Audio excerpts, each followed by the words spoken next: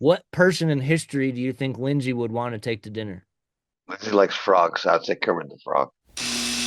I'm gonna say Rosa Parks because she's just inspirational and stubborn. I like that. Who in history would Clyde take to dinner and why? I'm gonna say Johnny Cash for a drink. I think it would be like Vince Lombardi. I'm just because of the way he speaks and he's kind of dry but gets across the point. What do you think Lindsay's favorite way to spend the weekend is? I like living with her children, family.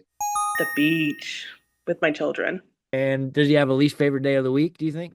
I'm gonna say Thursday, paperwork and stuff, and yeah, it's probably his worst day. I love, I love every day.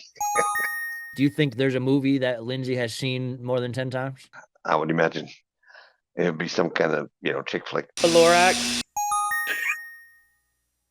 I have small children, and we love watching it. It's earthy and about saving the planet. So Clyde would probably sing some oldies. Probably not even sing, just listen to some jazz music. Yeah, I love music. I can sing along with the best of them. I'm the best shower singer ever. I mean, I should, I have about 6 platinum records upstairs in my shower. Let me see. I've called before, and she's answered the phone in the car. So yes, I think she likes music.